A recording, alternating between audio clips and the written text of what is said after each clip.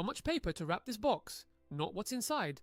The outside, every single face. That's surface area, measured in square units.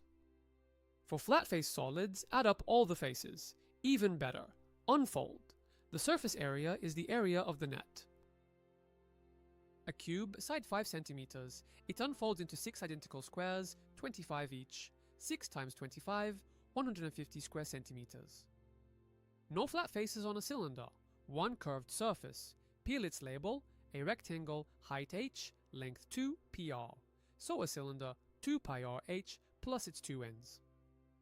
The cone, pi rs, plus its base, s is the slant height down the side. And the sphere, one smooth surface, 4 pi r squared. Let's remember, surface area, every face counts. Flat faces unfold, curved ones have their own cards.